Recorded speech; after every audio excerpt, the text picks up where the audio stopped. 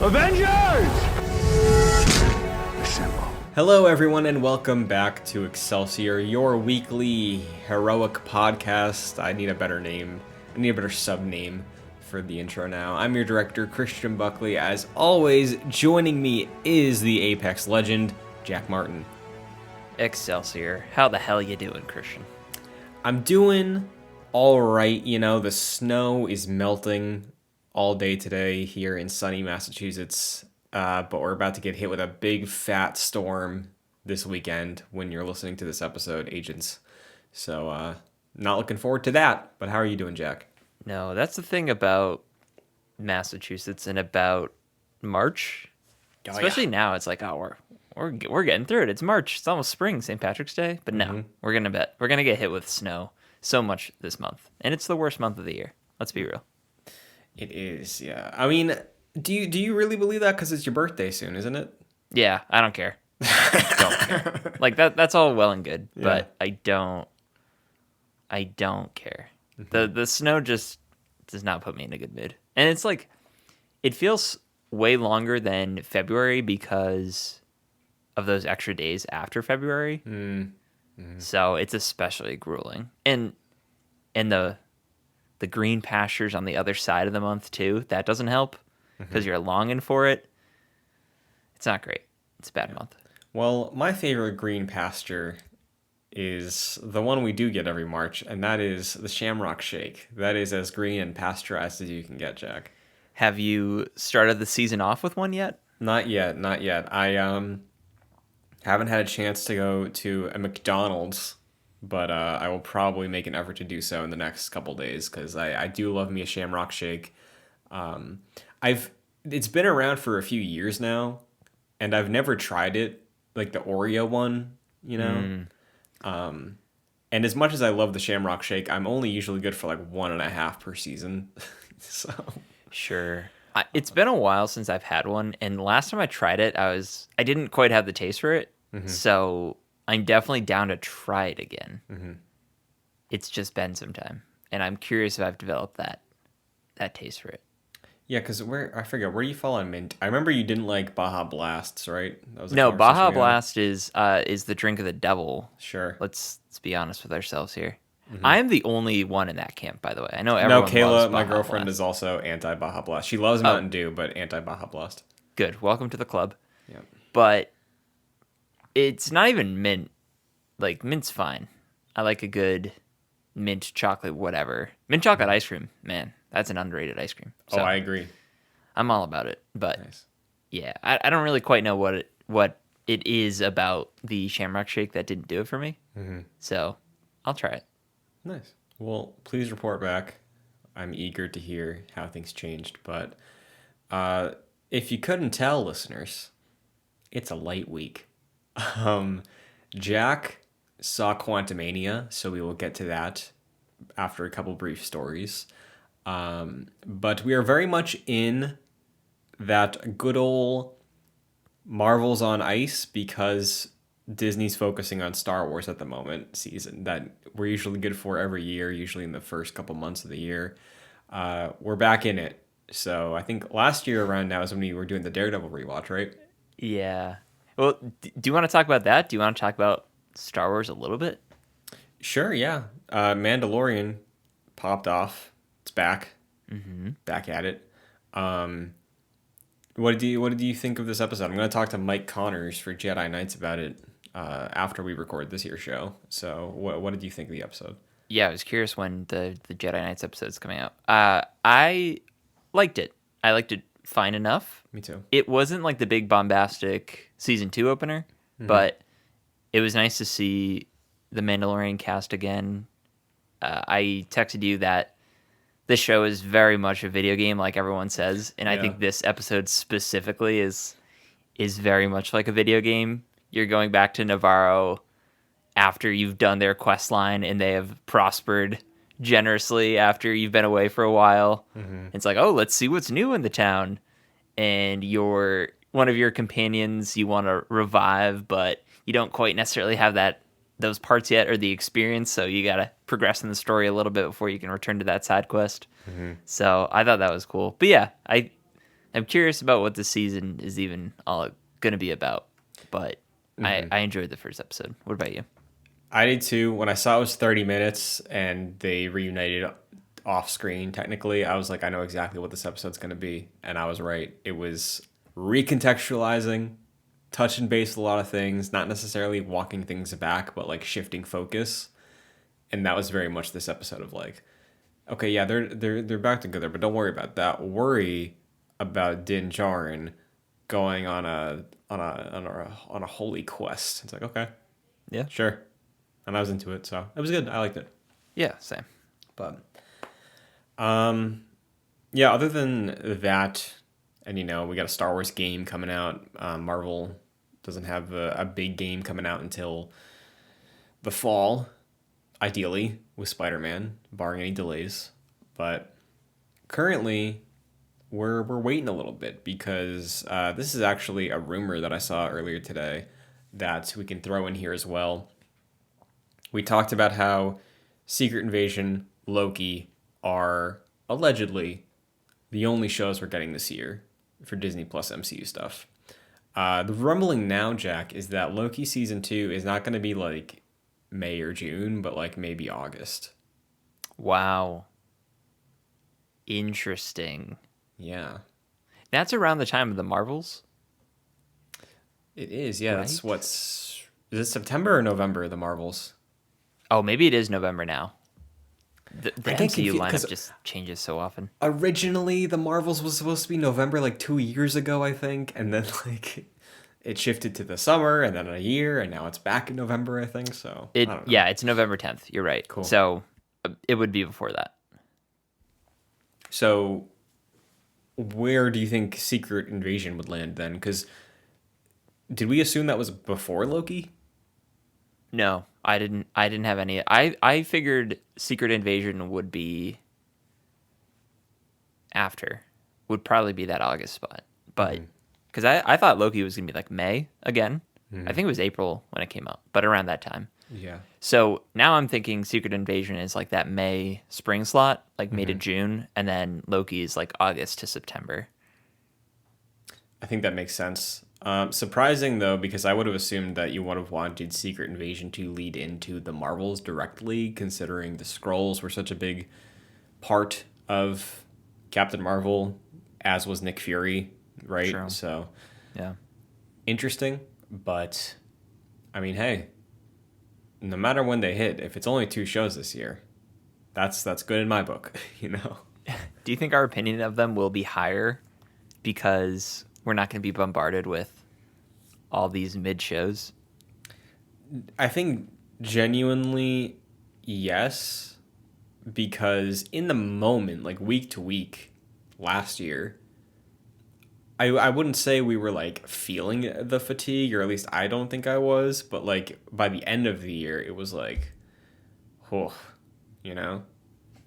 It was just so much to Yeah. keep track of. And a lot of it just wasn't all that great. So you couldn't really tell what really demanded your time all too much. So for me, like I would wake up in the mornings and watch these shows and be like, man, that was a profound waste of my time. Yeah.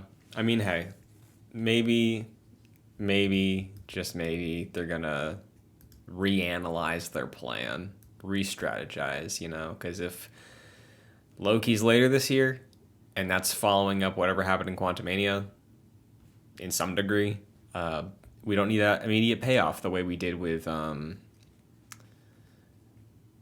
Did anything have an immediate payoff between the shows and the movies last year? I know WandaVision was like a year ahead of Multiverse, but was there any other relevant crossover with the shows and the movies that came out last year? I can't think of many. Spider-Man, did that have anything? Not really. Yeah, Spider-Man had the damage control people that were in Ms. Marvel. That's it. Yeah, but Oh, Multiverse. Ms. you Marvel mean. Yeah, was yeah. after. Wasn't it? Wait. Ms. Marvel was after Spider-Man, yeah. Yeah. So, I do not know. But we'll see what comes of this year. Speaking of Disney Plus, though, Charlie Cox has been spotted in New York City preparing to shoot Daredevil Born Again. They're shooting in New York. That's pretty cool. That is what I wanted to talk about here because that is genuinely surprising to me. I know the Netflix series did, right? Like the Netflix series had some scenes they were shooting in New York. That's why Right. Daredevil news happened at New York Comic Con, usually.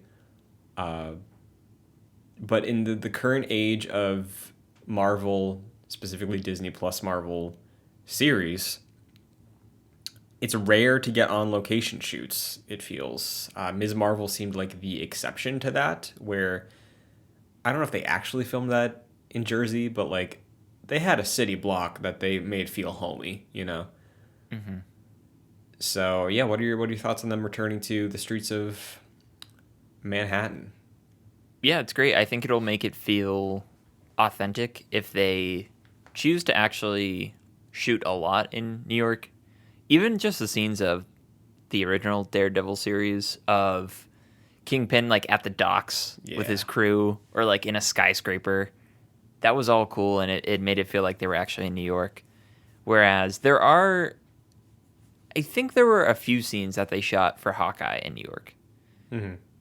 But for the most part, it didn't really feel like they were in the city all too much in that Right. show.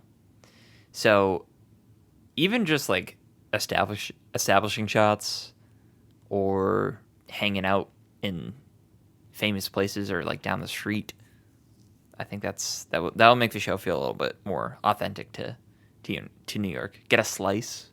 I got a slice recently Ooh, from yeah. Joe's Pizza. Oh yeah. That was good. I'll tell you what.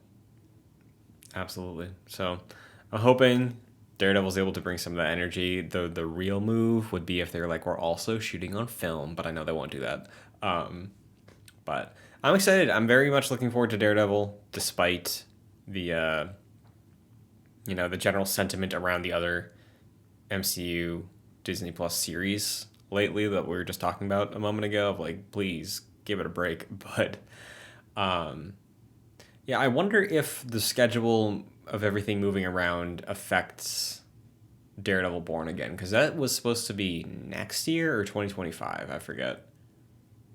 From it's hard to remember. Yeah, I get it confused because it's a problem that we have Phase 5 and they have announced projects in 2025. Right. That's the issue here. Yeah. It's one of those years for sure. Yeah. So, regardless, looking forward to it. Jack, did you like that there Guardians of the Galaxy game? I sure did. Do you think it's worth playing? I do. Do you have Xbox Game Pass? I sure do, Christian. Do you think people with Xbox Game Pass should try out this game? Yes, with haste. Why is that? It is leaving Xbox Game Pass. It is. It is leaving Xbox Game Pass on March 15th, 2023. This is the Eidos Montreal joint from 2021. It was received surprisingly well when it came out, despite some. What was the main critique with that game? Was it just like combat not being that deep? I think no, I think when it first was revealed, it was comparisons to the MCU, obviously. You Oh, can't sure. release a game without doing that. Yeah. And I think they just didn't come off. The characters themselves didn't really come off as very animated, and didn't feel like the Guardians. And I think this style was also an issue with people.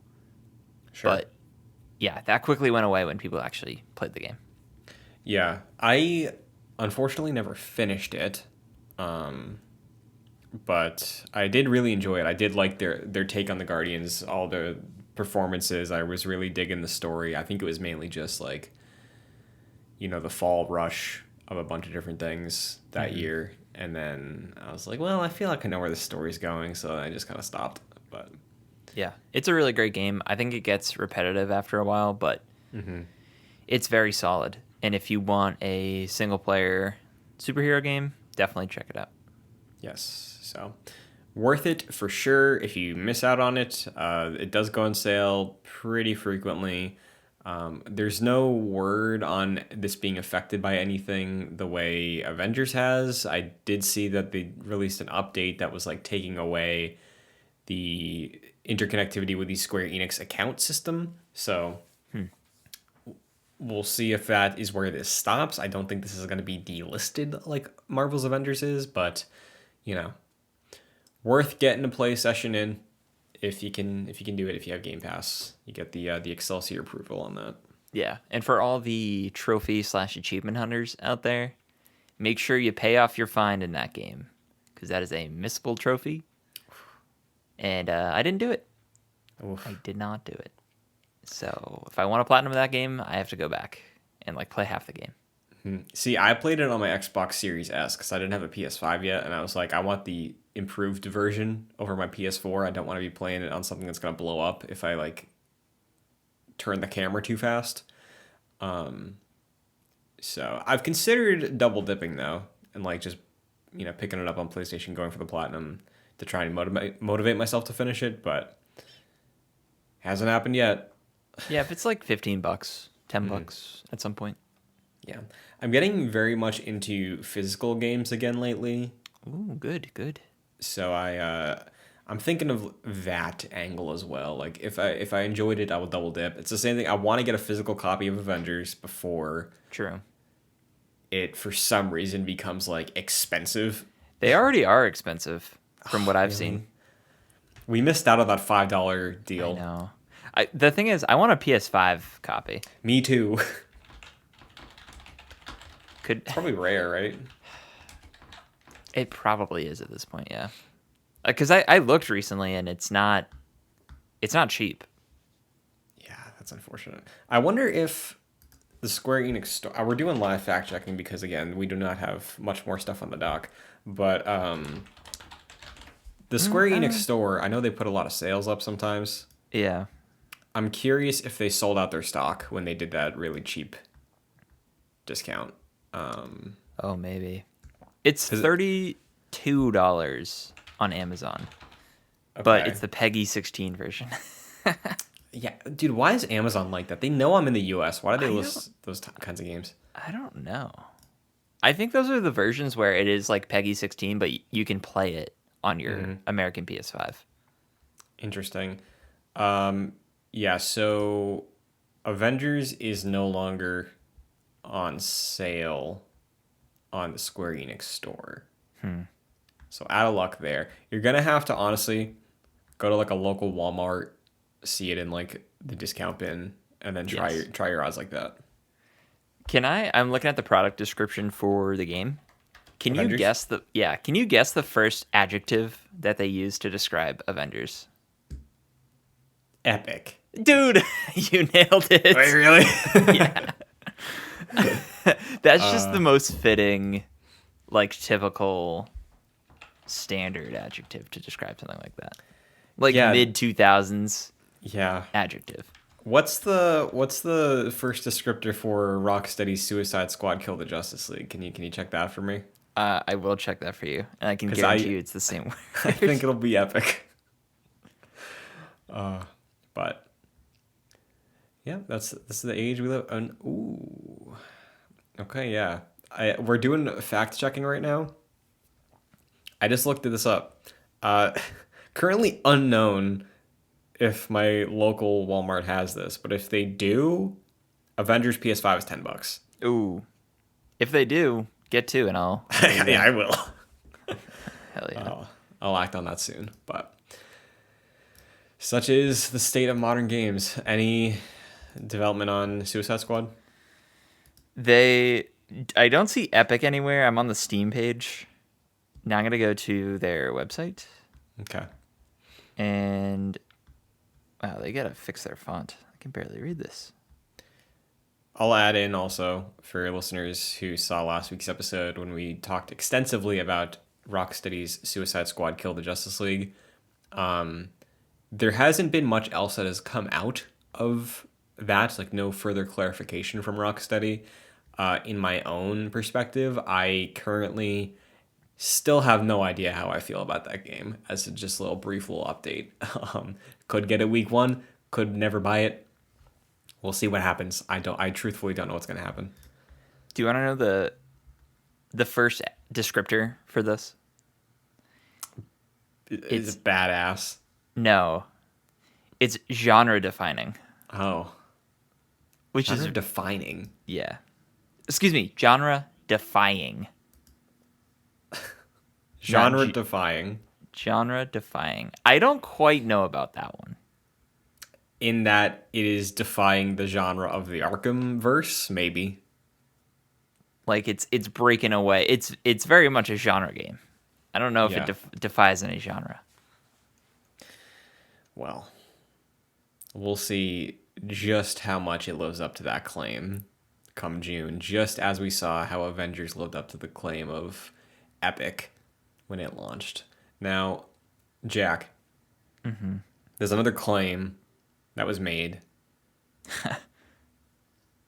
I don't remember the specific context, but Ant-Man and the Wasp Quantumania is like a war film. Was it?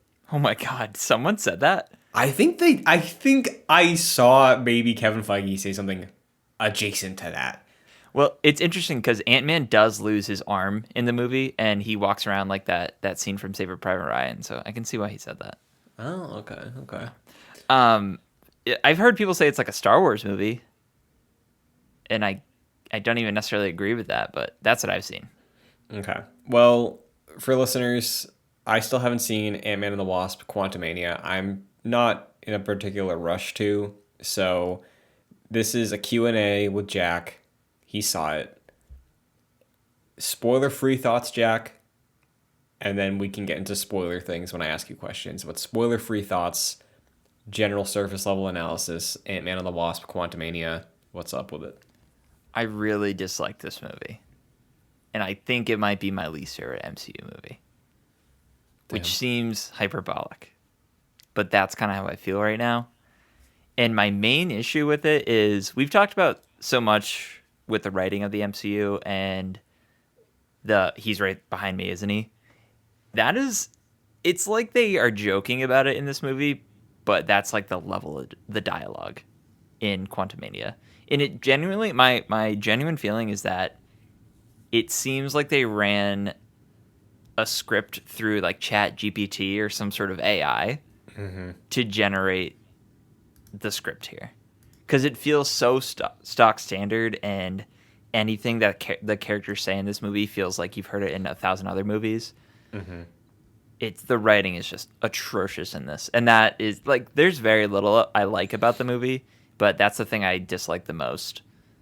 Apart from the visuals being whatever, any of the new characters that not really liking all too much. I think Kang is fine. I think people are being nice about him. I think he is good. I think Jonathan Majors delivers a good performance, but I wouldn't say he's like outstanding or anything so far. So if you're waiting to see this movie, definitely wait till it comes to Disney Plus. Would not recommend spending money on it. You know, I think I will. Okay, so spoiler veil is being lifted. Because you don't care about spoilers. I truthfully do not.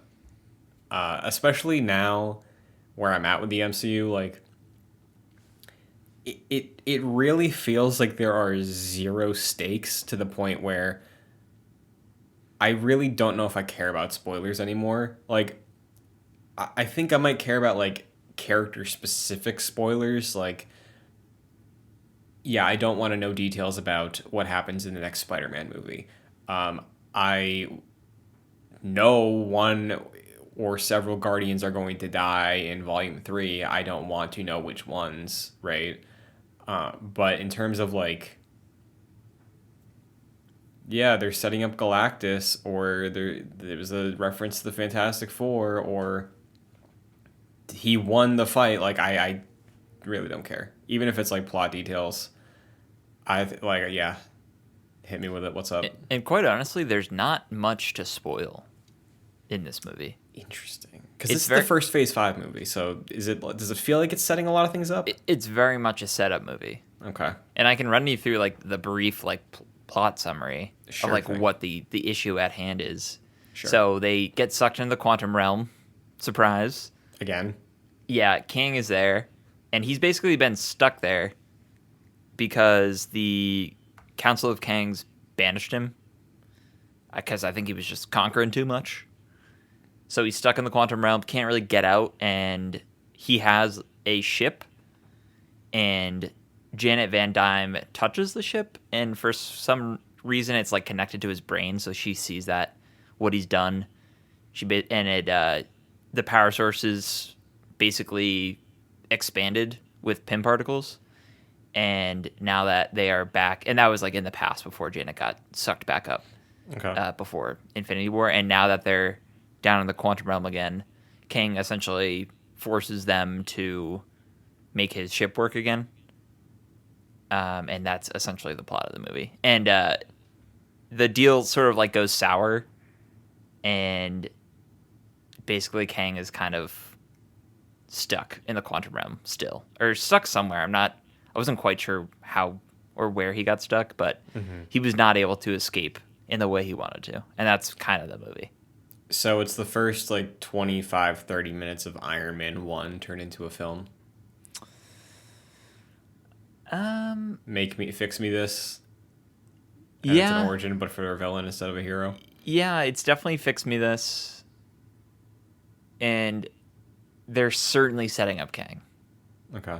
And the end credits, I'm not sure if you've seen them or not, but they're like you see the Council of Kangs.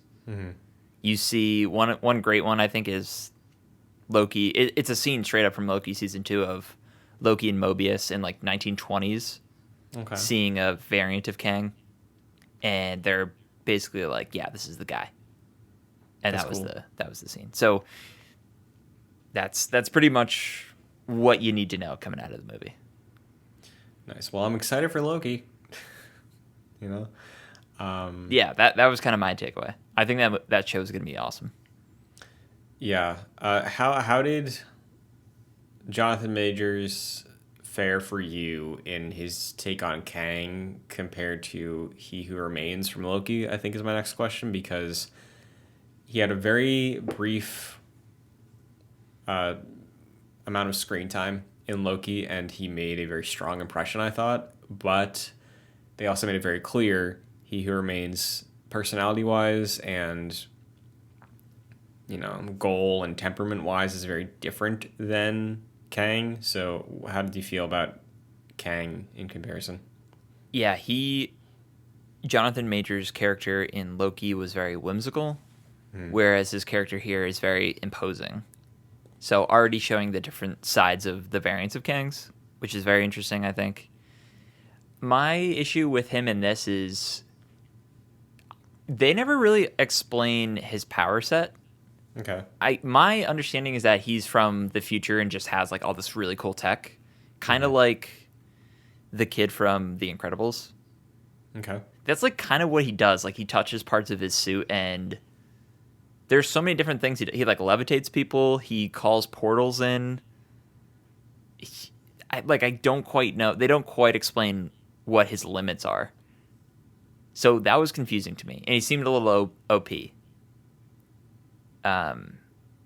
So I was really confused by that. But in terms of acting, I think he did a nice job with what he was given, which wasn't much.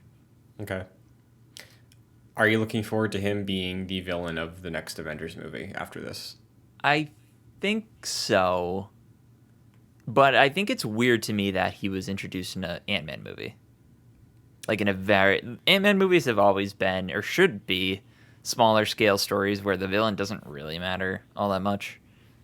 So for him to be the next Avengers level threat, it seems like they're going to even make him more powerful. And he already seemed a little too OP to me already. So curious to see how they handle that. So you say about that, like in context of an Ant-Man movie.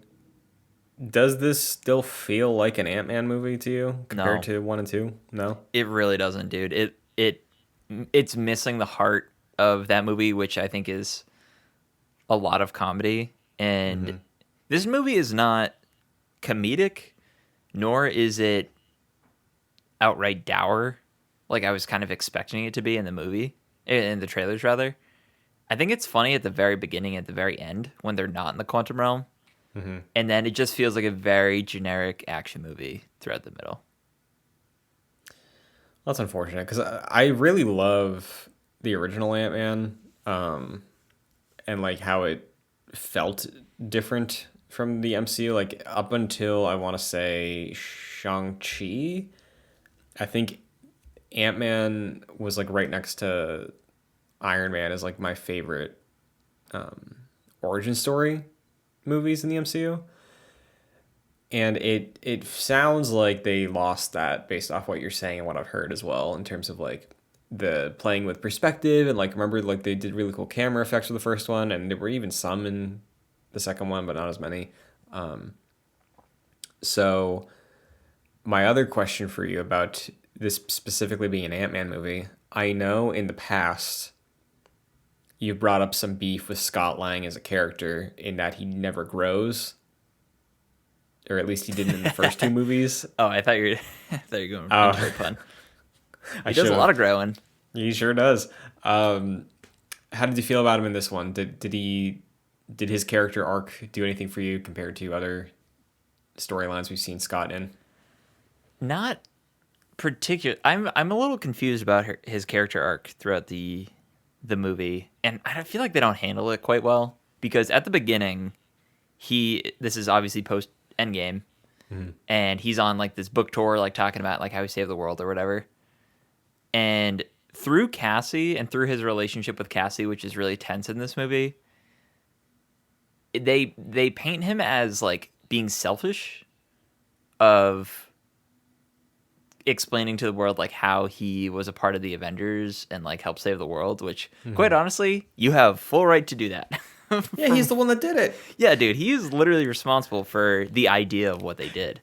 You And know, and Cassie has a line in this movie which made me groan, where she was saying, "Oh yeah, well, what are you doing now?" It's like, you really just say that? That's So- just horrible. that reminds me. I don't remember which one it is. It's either one or two. But there's the seminal film, Night at the Museum, where Ben Stiller's character, I think it's the second one. I believe he like writes a book or something on flashlights or like the something that made him famous after the first Night at the Museum events happened, and then his kids like upset about it or something. I think that was Night at the Museum, but that's what you're reminding me of with this. Yeah, it's really not great, and I think his whole arc is trying to grow closer to Cassie, who's very cold towards him in this movie, which I don't think works for her character at all, or for trying to endear herself to the audience because she's a new actress. She's completely different from like the last time we really had a significant moment with her, which I think was her straight up as a child. I'm not like the Endgame scene was very touching, but I think she said like one word in that whole movie. So Yeah. we didn't really get to know her as a character. And yeah, I don't love her character in this because it is very much she's kind of petulant throughout it, and the relationship between them is very tense, so it's hard to really care for her. What about how is Michael Douglas in this one? What's he up to? Michael Douglas is kind of funny in this because they don't really have much for him to do. So I don't know if I want to spoil this for you because it's just bonkers, Okay. and I think you will like the surprise of this, so I won't Okay. spoil it. Okay. But he does one thing in this movie, and I'll compare it to Rey in The Rise of Skywalker, where there's always like kind of something going on, or maybe it's Finn that I'm thinking of. Maybe both of them, honestly. There's something like going on in the background. Like, what is this thing I'm feeling? And I think I'm learning something new here. And at the end of the movie, it has a resolution.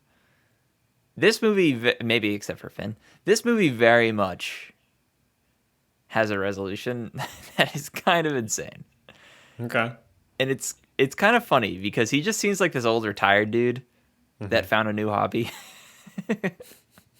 Okay. So, yeah, I'll let you either see that on TikTok or see that when you finally watch this movie because it's quite funny. I don't really know if I like it, and I probably don't, but I think it's hilarious. Speaking of that sentiment, uh, good old Marvel's Avengers staple, MODOK. Oh yeah. Why? What? I'm convinced that he's just a bad character to include in any medium. And I honestly think the Avengers version is much, much better than this. Because they play it for laughs in this. Because what else can you do? Yeah. But it looks really bad. It doesn't even look convincing. Yeah, It looks like everything they I've took seen Corey's, was it Stoll? Is that Yeah. his? It looks like they took his face and just stretched it in whatever video editing software they used for this. It's not good. That's a I don't know. Because I get there's some things that are core to comic books that just are stupid and they know it's stupid, Yeah. you know? And it's And supposed MODOK is one of those things, I think. yeah. And it's supposed to be stupid in the movie, they poke fun of it. Uh-huh. And I won't say body horror, but it is along those lines where it's supposed to be weird. And the characters even mention hey, you look really weird. Pretty much. But it just doesn't work. Well, do you think MODOK returns? No, he doesn't. Okay. Oh, they kill him? They do. They do kill him. Is it a good death? It's a funny death, actually. Okay. I appreciate that. So he tries to be a good guy essentially, and winds up dead. And he's having a death speech, and he's saying "Oh, Ant-Man, you were a brother to me," and Scott's like, I was," and he's like, "At least I died an Avenger." And Scott's like, "Yeah, you did." So that was pretty funny. That's good. Are there any other standout elements that you're itching to talk about with this movie that I cannot think of? Not really. They just didn't give any of the characters much to work with. This is also a Wasp movie, but you'd be hard pressed to convince me of that. She's there. She's got a new haircut. That's bad. That everyone agrees on. Mm-hmm. They actually point that out in the movie. They don't say it's bad. MODOK says, "Oh, you got a haircut." Janet Van Dyne really. I think she has more to do than even Evangeline Lilly does, because she's kind of guiding people through the quantum realm. Yeah. But that's pretty much it.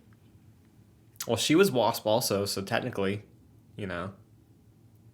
She deserves the second billing of this movie, more so than Evangeline Lilly, I would say. Ant-Man and Janet Van Dyne. Yeah. Quantumania. She does a lot of the explanation of the movie. She is tied to Kang with what I mentioned earlier, so I think she has more to do than most of the characters in this. How long was this? Too long. No. It was probably let me look that up because I don't quite remember. Because I was going to say, what you're telling me and just this movie being so setup focused, I feel like it could have been 90 minutes. No, it was probably 2 hours. It was, as I look this up, it was 124 minutes. So yeah, about 2 hours. Cool. Well, are you excited about the future of the MCU? No, absolutely not. This was, so straight up, I think it's my least favorite MCU movie. Uh-huh. And now that I'm thinking about it more, I think Thor Love and Thunder might be down there as well. Mm-hmm. I would rather sit through The Incredible Hulk and The Dark World than watch either of those two movies. And I think this being the start of Phase 5 has me greatly worried. Because it's not like out of the blue. Like, they've been messing in mediocrity for a few years at this point, like since Endgame. Yeah. Just like very much a roller coaster of releases. And this is just emblematic of that. And for them to start with Phase 5 on this is worrisome. Yeah, because what the next movie or the next project this year is just everything that we got coming is Secret Invasion, Guardians Volume 3, Loki, and then the Marvels. On paper, all of those things should be really good. Mm-hmm. That being said, Guardians is not the future of the MCU. That's very much an ending, you know? So we'll see about Secret Invasion, the Marvels, and Loki. But yeah, I think it was interesting that after this movie came out, we saw like Kevin Feige saying like, yeah, we're gonna reel back shows. Wolverine's gonna be or Deadpool Wolverine's gonna be rated R. Like he said that. So it seemed like a little bit of like a shot in the arm. Like, don't worry, there's still some stuff to be excited for, you know. But yeah. Yeah. The saddest thing for me is that they wasted an opportunity of a nice new Ant-Man as a transition movie. Because they've always been the post-Avengers movies. And this could have been, like, you know, the last movie of Phase 4. And just like a fun little jaunt. And they wanted to use the venue of an Ant-Man movie as a building block in the MCU. And I think that was a huge mistake. Sounds like it. Well, we will see what's in store. Oh, there was a lot of theories about this. Any Fantastic Four nods in this? I don't think so, to my knowledge. Okay. I don't even know if they mention Kang's name as Nathaniel Richards. Unless I'm mistaken. Well, we'll see how the rest of this all unfolds this year, but yeah. What do you have a star ranking for this one? I gave it 2 out of 5. 2, okay. I was expecting 1. No, 1 is like Batman and Robin. Okay. But honestly, I like that. Hey, I like that movie. Some things about this movie. I like that movie more than Quantumania. Even though I recognize it's a terrible movie. Yeah, that's fair. But like, I think the original Justice League, I gave a 1. Maybe a 1.5. Yeah, that tracks. So, well, we will see what the next week holds out of the MCU, out of superhero media. Are you excited about whatever's next across the board? Because what we got Shazam this month, right? I'm not watching that movie. I'll tell you that much. Me either. I haven't seen it. Is this the second one or the third one? It's the second, and probably the last. Yeah, I haven't seen Shazam or Black Adam. So Shazam 1 is good. So if you ever want a superhero movie that you haven't seen with like a nice pizza night, that's a good option. I'm not going to the movies to see this though. No way. Yeah. Well, Jack, where can the agents of Excelsior find you? Sure, you can find me on Twitter at FascinatedJack. What about you? You can find me on Twitter and TikTok at Chun2D2. You can find new episodes of Excelsior every weekend on youtube.com/joyclicks. You can also find it on your favorite audio service like Apple Podcasts, Spotify, Google Play, wherever you listen to podcasts. Just look up Excelsior, Joyclicks, Avengers Podcast. You'll find us. Rating and reviewing is an easy way to help us out. It takes a quick second. It is entirely free, and we appreciate it. If you want to support us further, you can do so by going to patreon.com/joyclicks at the $1 and $5 tiers. And that is Excelsior for the week. We will return next week with whatever else is new. Again, it's kind of dead season for Marvel, so we'll see. And superheroes in general. We got Shazam and Quantumania carrying the torch. Oh boy. So, can you believe a year ago around now we had the Batman instead? Oh man, that was a delight. Yeah. I've been I got it. My brother got it for me for Christmas, and I've been meaning to rewatch it. So maybe we do a 1 year post mortem on the Batman soon. I would be happy, and I watched that recently, and I would gladly watch it again. Nice. Yeah, because I only saw it in theaters once, and I think I mentioned this to you. Theater experience was slightly ruined because dude down in front had his phone out for half the movie, Oh no, that's horrible. and that's a movie you just want to like settle into, Yep. you know. So I think that might have genuinely some things to do with why I didn't immediately hop on like it's 4.5 or 5 stars like everybody else is saying. For sure. I think it was because the theater experience was bad. I get it. So at home though. Yeah, man. So look forward to that, I guess, this month. But until then, Excelsior.